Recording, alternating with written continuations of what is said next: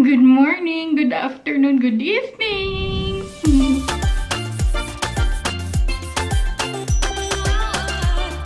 Today is Friday, September 1 at sa mga nakakaalam, alam nyo na. Pero sa mga hindi pa, pupunta ako ngayon kala RC. Until Sunday lang naman ako. Supposedly kila Timail ako since August 30. Kaso yung connection ng train, hindi siya accessible sa akin papunta kila Timail. Kaya sabi ko kila RC na lang ako pupunta. Si Nico kasi aalis siya kasama si Fabian at saka si Thomas. Magta-trekking sila until Monday. So sabi ni Nico dapat daw makaalis din ako para hindi ako mag-isa dito sa bahay. So anyway, nagmamadali na ako dahil pupunta dito yung biyanan kong lalaki. Meron siya kukunin dito kaya before siya dumating, dapat tapos na ako. Magpapak lang ako ng aking mga damit. Dalawa yung ipapak ko ngayon kay Nico at saka akin. Ito palang mga organizer ko. Sa Primark ko to siya nabili. Kung gusto nyo mabudol, meron akong broadcast sa Instagram na Lazada Finds at saka Amazon Finds. Yung Lazada Finds sa Pinas, dahil wala man Lazada dito. Tapos Amazon Finds available dito. Lalagay ko na lang sa broadcast ko yung mga budol ko or yung mga ginagamit ko. Pag nagpapak ako, dapat iba yung aking mga underwear. So, meron ako dito underwear, sandamakmak dahil alam nyo naman na Girl Scout ako. Lagi akong may pang-emergency. Though, pinapractice ko ang magpack ng very, very light. Meron akong mga panyo, medyas, ito pang tulog, tapos ito naman yung pang araw-araw. Pang emergency na baby bra or sports bra, kung anong tawag ninyo neto. Kasi ayoko na magbra na yung usual na bra. Tapos pantulog, pag nagpapak kasi ako, gusto ko na may organizer talaga ako para malinis siyang tingnan. Tapos meron ako ditong isa. Ito nagdala ako ng pangbahay na pants, damit. Hindi din ako nagdala ng maraming damit kasi feeling ko, sa bahay lang naman kami nila RC. Hindi kami gagala. Feeling ko. Ito din, t-shirt. Tapos isang mahaba yung sa kamay. In case na sobrang lamig, meron akong baon. Magdala na din ako ng maliit na towel. Normally, hindi ako nagdadala ng towel dahil nanghihiram ako sa kanila. Pero natutunan ko to kay RC. Every time na magkikita kami, meron siya talagang dalang towel. So sabi ko, why not ako din? Gaya-gaya, diba? And then, ang aking toiletries. Ito siya na toiletry bag. Nakuha to ni Nico sa business class na flight. Hindi ko siya malilink sa inyo. Maganda siya dahil iganon mo lang siya. Tapos ilagay mo lang siya na nakaganyan sa mesa. Ito siya, na-post ko na to sa aking broadcast. May 4 to siya na ganito, lagayan. Pero dalawa lang yung ilalagay ko dahil hindi ko naman gagamitin yung dalawa. Since naligo na ako, hindi ako maliligo dun kila RC, kundi mag-half bath lang. So, ang dala ko lang is facial wash and then body wash. So, ayan, dalawa. Tapos, igaganyan mo lang siya. Sobrang secure. Meron na din ako nalagay dyan facial wash and then body wash. Meron akong deodorant, mouthwash, toner. Kukunti lang yung mga dinala ko. Dati kasi sobrang lalaki kong magdala. Sinasabihan ako lagi ni RC, parang dala mo na yung buong bahay mo. Serum, kung gusto niyo malaman kung ano yung mga products na ginagamit ko, lilink ko na lang sa description box yung skincare at saka hair care routine ko. Ang aking sunscreen, toothpaste, cream, and then toothbrush. Meron din ako ditong cotton buds and then pads, then suklay. So, ayan. Magdadala din ako ng mga sanitary pads kasi baka magkaroon ako at wala bang mga pads si RC. Masyashock ako pag meron siya. Meron din akong dalang Sanicare na mini wipes. Sa Pinas ko pa ito nabili. And then ang aking folic acid. Meron akong battery ng aking camera at saka charger. Uy, parang nasyashock ako na wala na akong malagay sa aking luggage. Totoo ba to? Hindi na din ako bumili ng mga pasalubong ko para sa kanila. Nagsabi ako na wala akong oras lumabas. Tapos kung makakalabas man ako, wala ako sasakyan. Eh, di ba nga, medyo malayo na kami sa city. 15 to 20 minutes away kami. Magdadala din ako ng aking hair clip. Gusto ko itong dalhin. Sa Pinas din to nabili. Si RC bumili nito. I think magla-lipstick lang ako. Magdala ko lip balm, another lipstick. Dalhin ko na lang lang lahat. Magdala din ako ng hair styling mascara. Yun lang.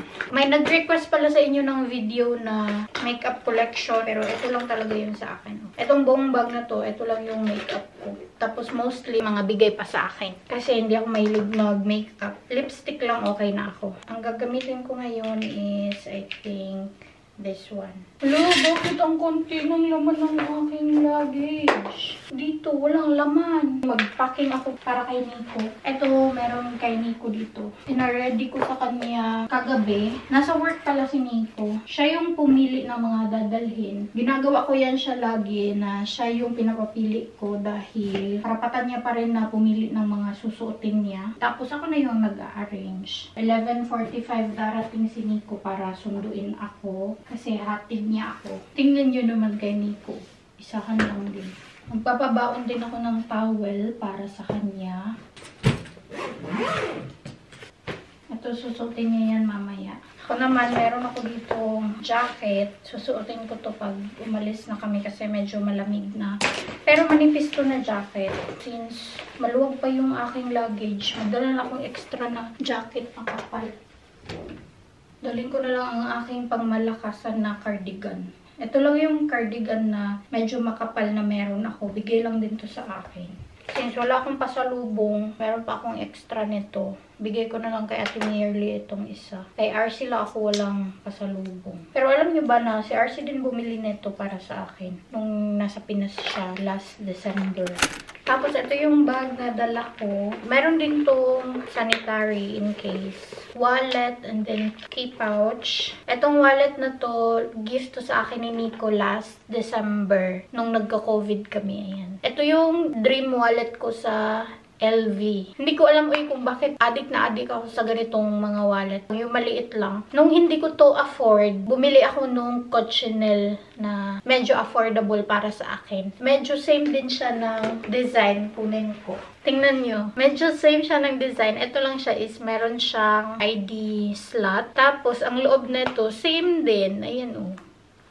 Yung may zipper dito, tapos ganito lang din. Ang pagkakaiba lang is meron to siyang key holder, tapos meron siyang slot dito. Binibenta ko nga na to eh. Kung gusto niyo makita, pinost ko to sa Instagram pre-love account ko. Meron din to siyang box. Sobrang ganda ng leather nito, tapos yung kulay niya maganda. Binili ko to dahil dito. Visit niyo na lang yung Instagram ko. Sobrang dami ding nalalagay nito, swear. Lalagay ko dito yung house key namin, tapos yung rosary ko, dito ko nilalagay sa may zipper kasi hindi ako nagdadala ng coins.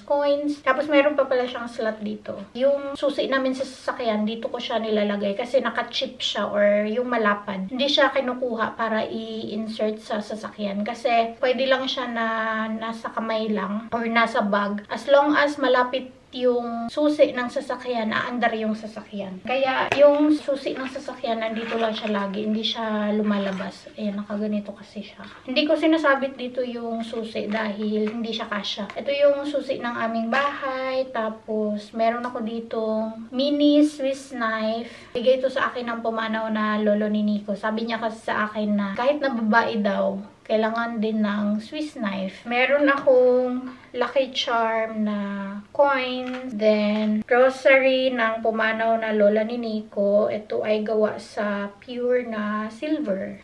Lagi ko yan siyang dala. So anyway, mag-accessorize na ako. Ito pala, necklace to siya. Bigay ito sa akin ng biyanan kong lalaki nung birthday ko. Meron to siyang napakalaking bato. Ito siya is galing sa pumanaw na lola ni Nico.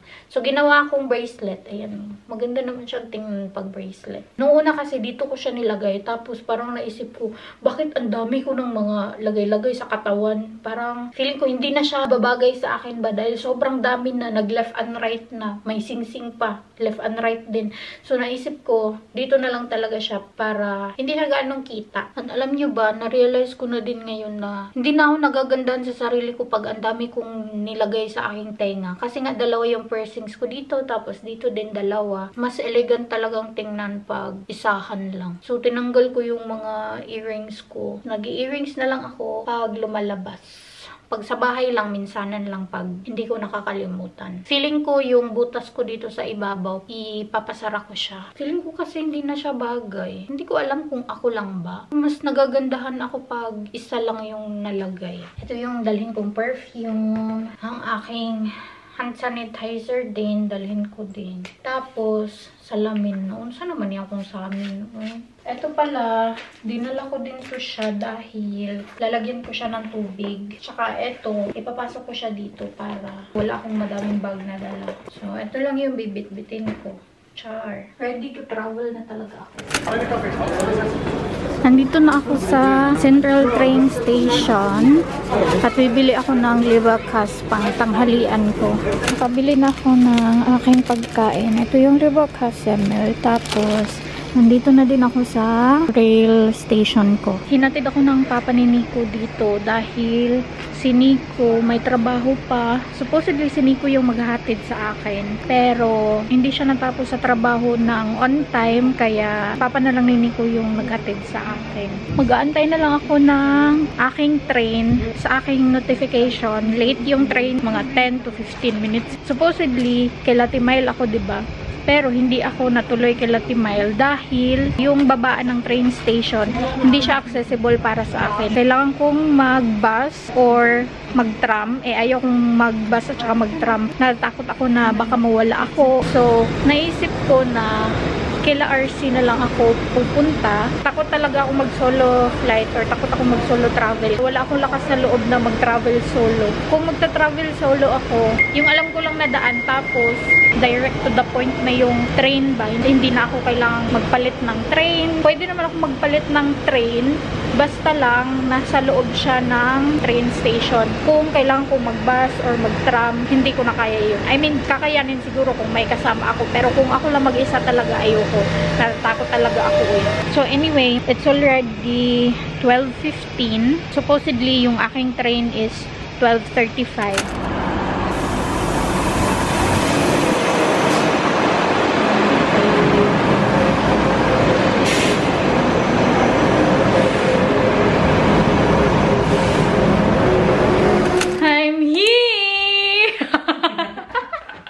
Andito na ako, uy. Finally, after mga ilang years. Hi, everybody! Hindi din siya nag-vlog. Kala ko nag-vlog ka doon sa airport, kaya hindi din ako nag-vlog. Hindi lang. Pero sa train station din na. Blur. Diba? Feeling busy kasi si RC, parang nawala ang ano. Ang bango ng bahay nila, uy, parang hotel. Wow. You want water? Ay, yes, please. Hello! First time ko makita ka na lang kitchen! Wala, magtubig makawits po din, no? Okay, ragula. Hello, uy, nindot kayo yung kitchen, RC. Imo ka na ba ng kuan? Seaweeds. Ha? Tagpila na, mali ka labasod ni Ay. Hello, uy, ang cute! Ang ganda ng kitchen nila, RC. Kawits po din lang, imo nga. Muna natin buhok. May baso? Tungkol ba, imo ka lang nga. Sure ka? Eh, patungab yun niya. Hindi ko nang tagagbaso. Gisabaan siya. Ano siya? Chua? With LED? Sosyalin yung kanilang... Dili mo yung tubig. Ako ba nang... Ay, sterilize na yung daan. Ay, sterilize na tawag ano? Pero siya, dili naman daw muna siya kuan. Pag na-boil daw siya, okay, mamatay siya. Pero pag balik na siya cold, balik na po daw. Uy, ang cute ng kitchen nila. Bet ko yung kitchen ninyo. Cute yun, gamay kayo. Puro naman siya space siya ba? Compare to una. Okay, tungkol mo siya sa color niya. Uy, ang ganda. Cute kayo yung kitchen. Gusto ko mag-rice. Sa? Sa spaghetti. Di ko. Ako hindi ka mag-rice. Napod ko katong steak sobra. Ay, no, siya kuhan. Maalat. Or ugma na niya. Ugma na na with a thin nearly. O ito sa parang ako Sayang. kanali. Sayang nga, uy, walang balut. Yes. Sabi pa niya sa akin, baka may balut sila. Next week siguro mag-email yung ano. Sayang, hindi ako umabot sa deadline. Alam niyo ba, same kami ng camera, same tripod, no? Yes! Same kami lahat. Gaya-gaya ito, gaya-gaya. Mga amta, binilan ako ni RC ng pang snacks or yung partner ni RC. Magawas pa ha? Kaya feel ko maliit pa. Ikaw. Bukas na lang siguro eh. Gumagana din yung mga pambubudol ko sa kanya eh. Eto budol, eto budol. Wait, tingnan mo yung camera ko, RC. Sobrang luma na talaga. Sa iyo. Wala pa man itong 1 year eh. May something dito no? Mga ganyan, dali maguba dali na. Kanang masitag on off no? Okay, mura man siya. Mo kaning king mag-uyog-uyog. Ah, nana, hindi na siya RC. Yan, hindi na siya din. Magkapi ka? Tamot! Apfeltashe yung kanya. Just paano kami magkakulap? Bukas pa daw starting. Akala ko mamaya na kasi kakain kami ng spaghetti mamaya. Sabi ko sa'yo, magano tayo Filipino breakfast. Doon tayo magano Chinese. yeah. Diba? Tagay questions. Wala ka bang basa sa mga questions ni mo? Wala. Naalala ko ka, pero same sila question. Umura. Sa Facebook, wala ka nag-post. Wala ko na post. Katurang vlog ka yun. Holy shit. Ako nag-post ko sa Instagram, sa Facebook, sa YouTube.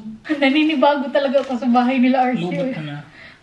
Ito plano ko bilhin. Cover sa kanilang upuan. Kasi same kami ng Balansaan, upuan good, eh. no? Kasi yung amin, puti, Puti dito. leather, tapos kahit na may leather protector or something para matanggal yung mga mention niya, hindi talaga.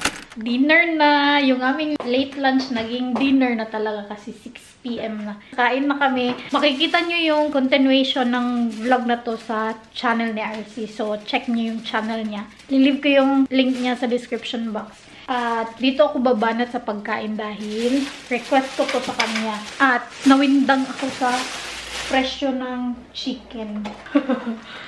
Ang ganda! Ano, dagko dahil siya. Abi na kung chicken wings lang. Nawindang ako sa presyo, sabi ko sa kanya. Pass, mag-hot wings lang ako. Anyway, check niyo yung channel niya. Kain muna kami. Mga Narcy. Mga Ha? Kabalo na dyan siya.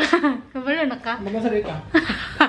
Continuation to ng vlog kahapon. Dahil kahapon sana ako mag-grade sa kanya. Pero nakalimutan ko. Mag-grade ako sa iyo. Oh, isulit. Duharap ko. Katong bag ba ni mo gapon? Yung black. Wala na isod. Wala na isod. Duharap mo to. Pita ka naman tubaan. Yawi. No, kigwa. Ang boring na ng bag-grade niya ngayon. Dalawa na lang laman. Wallet at saka cellphone. Kigwa. Kala ko pa naman ang daming laman ng kanya bag. Kasi dati, diba, pag napunta ako dito or nagkikita kami, nagbabag-grade talaga ako sa kanya. Pero ngayon, wala tayong mabag-grade. Walang laman yung bag niya. So, anyway, thank you, RC. Dito si RC nakapagbihis na. Kung napanood niyo sa vlog ni RC, na-haul niya to. Ito hindi to sa akin, kaya Ate Merly to. Yung dalawa na lang kung mo.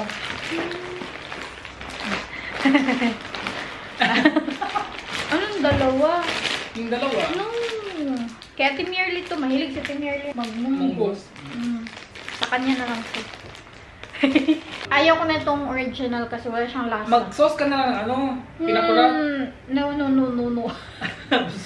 Ate Merly yan. Mas gusto ko kasi yung spicy talaga. Iba yung lasa niya talaga. Mas maya gewürz yun siya. Mas masarap talaga yung RC kesa nito. Ito kay Ate Merly din po eh. Magkano to lahat?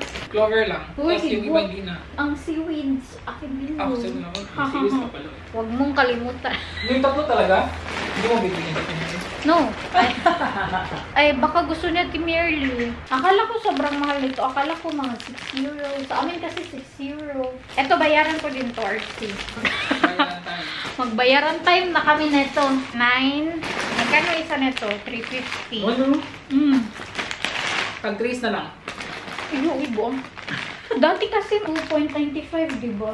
Ngayon, 350 na. My God. Hala! Mapapagalitan ka naman ni Nico. Nakikisuyo ako sa kanya na bilan ako tapos pa-deliver niya sa amin. Sabi ni Nico, si RC talaga, oh, siya talaga may kasalanan. Nakakain ka ng mga chichirya. Uy, ayaw mo to pabayaran? Ayaw na. Ay, yung cheese pa. Ay, pero bukas na. Sure ka? Ayaw mo to pabayaran? Bahala ka dyan. So, yun lang naman ang mga ganap. Uy, hindi pa natin na total ba? Oh, later no, eh. So, ito-total namin yun para magkabayaran na kami.